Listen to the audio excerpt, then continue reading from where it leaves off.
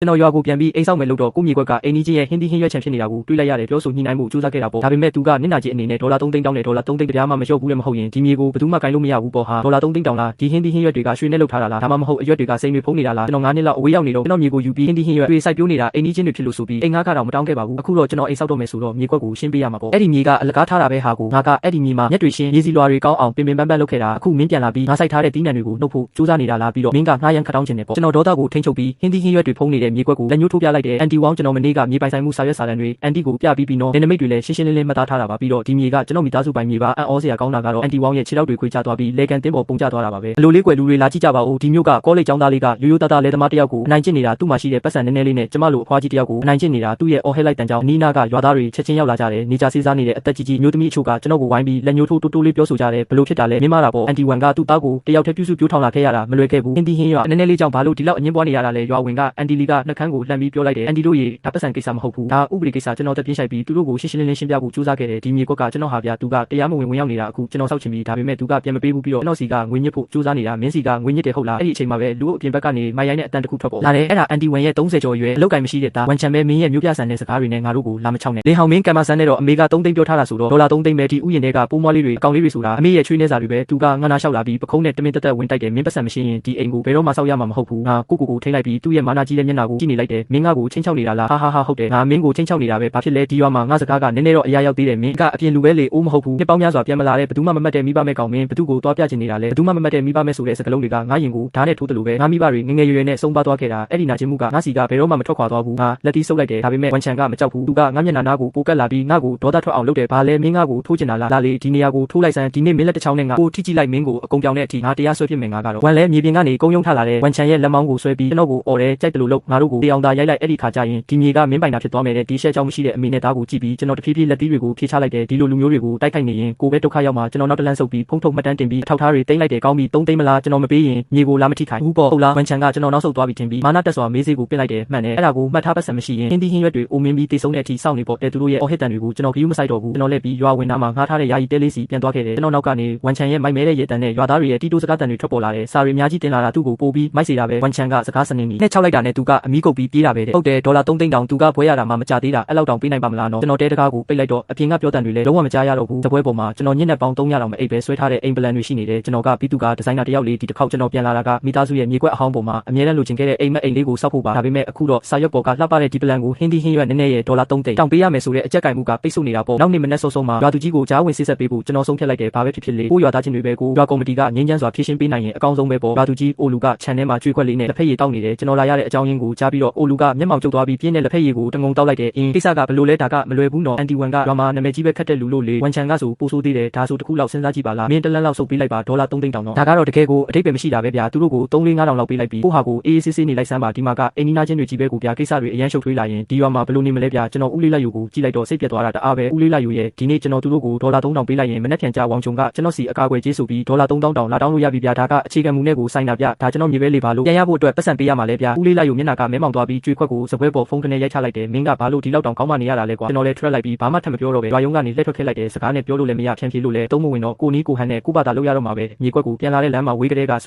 ူရှာနဲ့အနံ့ဆိုးကြီးတစ်ခုရနေခဲ့တယ်ပိုနီးလာတော့ဒေါသကြောင့်တတိမေသွားမလို့အောင်ဖြစ်သွားတယ်အန်တီဝါငါကျွန်တော်မြေကွက်အဆက်ကော်ဖီထုတ်ခင်းပေးမှာတွင်းတွင်းကိုတကယ်တူးထားတာဗျာအဲ့ဒီတွင်းထဲမှာပုတ်ဆွေးနေတဲ့အမိုက်မျိုးနဲ့ပြည့်နေတာပဲ1အန်တီကအရှိကိုင်ဆုံးကြီးတစ်ချောင်းကိုကင်ပြီးရေကျင်းထဲကရေတွေကိုဖြည်းဖြည်းလေးမွေနေတဲ့1အန်တီဒီမှာပါလုပ်နေတာလေကျွန်တော်ကနှာခေါင်းကိုပိတ်ရင်း88ဆက်မိလိုက်တယ်သူကကျွန်တော်ကိုလှည့်တောင်မကြည့်ပဲမျက်လုံးလိမ့်နဲ့မြေဆွေးလုံနေတာငါဟင်းသီးဟင်းရွက်တွေဟာရတက်လို့နေတာမင်းမမြင်ဘူးလားငါကသူတို့ကိုတေချာကျွေးမွေးရမှာလေသူပြောရင်းနဲ့ဇွန်းကိုရွယ်ချက်ရှိမြောက်လိုက်တယ်အဲ့ဒီညစ်ပတ်တဲ့ရေတွေကကျွန်တော်ဘောင်းပီမှာလာစင်နေဟိုတောင်းပန်ပါတယ်မင်းဒီမှာရက်နေတာမမြင်လိုက်ဘူးမြို့သားတွေကတန်းတန်ရှင်းရှင်းနေရတာကြိုက်တယ်မလားအိမ်ပြန်ပြီးဘောင်းပီသွားလဲလိုက်ဦး1အန်တီကခနဲ့တဲ့ရဲတဲ့လုံချမ်းကဘေးကနေထွက်လာတယ်ဆောက်လို့ရအမိုက်တဝက်လောက်ရှိတဲ့အိတ်ကြီးကိုတဲလာတာသူကတွေးဝေးခြင်းမရှိပဲအဲ့ဒီအိတ်ကိုကျွန်တော်ခြံကွက်အလဲတဲကိုဝုန်းခနဲ့ဆိုပြီးပြစ်ချလိုက်တယ်လင်ဟောင်ကအမေပြောတယ်သူကဒီမှာဟင်းသီးဟင်းရွက်ဆိုင်ယုံတယ်မကဘူးအမိုက်ပုံဖြစ်လဲတုံးနေရတဲ့မင်းအိတ်ဆောက်ချင်တယ်မလားဆောက်လိုက်လေမြေဆွေးရင်းကြီးပေါ်မှာမင်းဘလို့အိတ်ဆောက်မလဲဆိုတာငါကြည့်ချင်တယ်ကျွန်တော်ကကိုပေါင်းပီပေါ်ကအစွန်းထင်းကိုကြည့်လိုက်တယ်ပြီးတော့အနံ့ဆိုးတွေထွက်နေတဲ့တွင်းကြီးကိုကြည့်လိုက်တယ်ဒေါသတွေကစူပွက်တက်လာပေမဲ့ကျွန်တော်သွားတွေကြိတ်ပြီးအဲ့ဒီဒေါသတွေကိုပြန်မျိုးချလိုက်ရတယ်ကောင်းပြီလေမင်းကဟင်းသီးဟင်းရွက်တွေစိုက်ရတာမြေဩဇာတွေလုပ်ရတာကြိုက်တယ်မလားဒါဆိုဆက်လုပ်ပေါ်မရက်နဲ့ကျွန်တော်ဖုန်းထုတ်ပြီးအဲ့ဒီနေရာကိုရှင်းရှင်းလင်းလင်းတပ်ပုံတွေအများကြီးရိုက်လိုက်တယ်ဝန်ချန်ကဒီလိုတုတ်ပြန်တာကိုမမျှော်လင့်ထားတဲ့ပုံနဲ့မျက်မှောင်ကျုပ်တယ်မင်းအနံ့တွေကြောင့်ယူသွားတာလားဘာလို့တပ်ပုံတွေရိုက်နေတာလဲသူကကျွန်တော်ဖုန်းကိုဆွဲဖို့လန်းလိုက်တယ်ကျွန်တော်လည်းအမြန်ပဲဘေးကိုရှောင်လိုက်ပြီးဖုန်းကိုအိတ်ကက်ထဲထည့်လိုက်တယ်ဝန်ချန်ရေမကောင်းမှုဆိုတာမင်းကိုအမြဲတမ်းပြန်လိုက်မိမှာပဲမင်းအခုလုပ်နေတဲ့အရာတိုင်းအတွက်နောင်ကြရင်ပေးဆက်ရလိမ့်မယ်ကျွန်တော်လည်းအဲ့ဒီလိုအေးဆက်ဆက်သတိပေးစကားပြောပြီးတာနဲ့လှည့်ပြီးထွက်သွားလိုက်တယ်ကျွန်တော်နောက်ကနေဝန်ချန်ရဲ့ဆဲဆူတန်တွေနဲ့အန်တီဝန်ရဲ့ခနဲ့တဲ့ရေတန်တွေရိုးထွက်လာတယ်မင်းကမ္ဘာအကြီးဆုံးလူဖြစ်ချင်အောင်ဆောင်မနေနဲ့တတိရှိရင်မပြေးနဲ့နောက်3ရက်လုံးကျွန်တော်အဲ့ဒီမြေကွက် က်နားကိုမသွားတော့ဘူးတရွာလုံးကမြို့ကလင်းဟောင်ကကြောက်ပြီးနောက်ဆုတ်သွားပြီလို့စပြောကြတာပေါ့ကျွန်တော်တညလေးနဲ့ပစ္စည်းတွေတိမ်ပြီးမြို့ကိုပြန်ပြေးသွားပြီလို့ပြောကြတယ်မြို့ထဲမှာပေါ့အဲ့ဒီခါကျတော့ 1NT ရဲ့ 1 channel ကပို့ပြီးတော့ကြွားလုံးထုတ်လာကြတယ် 1NT ဆိုရင်ဘယ်သူကိုမဆိုကြွားလုံးထုတ်တာက coffee ထုတ်လေးနည်းနည်းနဲ့နောက်ချေးတွင်းလေးတစ်ခုလောက်နဲ့တင်မြေကွက်ကောင်းကောင်းကြီးကိုအလကားရလိုက်ပြီဆိုပြီးတော့ပြောတာပေါ့ 1 channel ဆိုရင်လည်းအခြေအနေတွေငြိမ်သွားရင်အဲ့ဒီမြေကွက်ကိုချန်စီရုပ်ခတ်ပြီးတော့ကားကိုတောင်ဆောက်ဖို့ပါစီစဉ်နေတာသူကိုယ်တိုင်ကားကိုတောင်ဆောက်ချင်နေတာပေါ့ဒါပေမဲ့အဲ့ဒီ3ရက်အတွင်းမှာကျွန်တော်ကတကယ်တမ်းဆိုထွက်မသွားပါဘူးကျွန်တော်ကမြို့ထဲကဟိုတယ်မှာတဲနေတာအလုံးတစ်ခုကိုလုပ်နေတာပေါ့ပထမကတော့ကျွန်တော်သက်ဆိုင်ရာဌာနတွေကိုတွားပြီးတော့ကျွန်တော်မြေပိုင်ဆိုင်မှုစာရွက်စာတမ်းတွေတရားဝင်ဆောက်လုပ်ခွင့်ပြုချက်တွေနောက်အဆင့်တင်ဆောက်လုပ်ရေးအတွက်ပတ်ဝန်းကျင်ဆိုင်ရာခွင့်ပြုမိန့်တွေကိုအပြည့်အဝတစ်စိတ်တုံးတွေရိုက်အတည်ပြုခွင့်ပြုချက်တွေရယူခဲ့တယ်ဒုတိယအနေနဲ့ကတော့ကျွန်တော်ပြည်နယ်မြို့တော်မှာရှိတဲ့ထိပ်တန်းအဆင့်တင်ဆောက်လုပ်ရေးကုမ္ပဏီတစ်ခုနဲ့ဆက်သွယ်ခဲ့တယ်လုပ်ငန်းနယ်ပယ်မှာနည်းနည်းလေးနာမည်ကြီးတဲ့ဒီဇိုင်နာတစ်ယောက်အနေနဲ့ကျွန်တော်ကိုယ်ပိုင်ရေပေါ်မော်ဂျူလာဗီလာပလန်ကိုဒီဇိုင်းဆွဲထားခဲ့ဘူးတယ်မူလကတော့ကျွန်တော်ကဖြည်းဖြည်းချင်းနဲ့တိတိကျကျဆောက်ဖို့စီစဉ်ထားတာပေါ့ဒါပေမဲ့ 1NT ရဲ့ခြေတွင်းကကျွန်တော်စိတ်ကိုပြောင်းလဲသွားစေခဲ့တာပဲတတိယနေ့မနက်မိုးမလင်းသေးခင်မနက်ခင်းမြူတွေမရှင်းသေးခင်မှာပဲအုံအုံနဲ့ကျဲလောင်လာတဲ့အင်ဂျင်တန်ကြီးတစ်ခုကရွာရဲ့တိတ်ဆိတ်မှုကိုဖြိုခွင်းလိုက်တယ်။တရားမဂရိန်းကားကြီး2စီးဥဆောင်ပြီးတော့ကုန်တင်ကားကြီး3စီးကကြီးမားတဲ့ရင်နှန်းကြီးနဲ့အတူရွာထဲကိုမောင်းဝင်လာခဲ့တယ်။လမ်းဘေးကရွာသားတွေကလည်းဒီစုညံတန်တွေကြောင့်လို့သွားပြီးတော့သူတို့ရဲ့အင်ဂျီတွေဝစ်ပြီးအပြေးလွှားထွက်ကြည့်ကြတယ်။ဒါတွေကဘာတွေများတဲလာကြတာလဲဟန်။ဟိုမှာလင်းအောင်မဟုတ်လားသူကရှေ့ဆုံးကကားပေါ်မှာပါလားကားကြီးကကျွန်တော်မြေကွက်ရှိမှာတီတီငင်ငင်ပဲရက်လိုက်တယ်။ 1NT ကရေပုံး2ပုံးကိုကင်ပြီးတော့သူ့ရဲ့တန်ဖိုးရှိတဲ့ဟင်းသီးဟင်းရွက်ဥယျာဉ်ကိုရေလောင်းဖို့ပြင်ဆင်နေတော့မယ်။သူမတန်မဏိတတဝါကြီးတွေဝင်လာတာမြင်လိုက်တော့လက်ထဲကထမ်းပိုးကြီးဟာလွှမ်းဆိုပြုတ်ကျသွားတယ်။ရေပုံးတွေမှောက်ပြီးရေတွေပကျဲသွားတော့တာပေါ့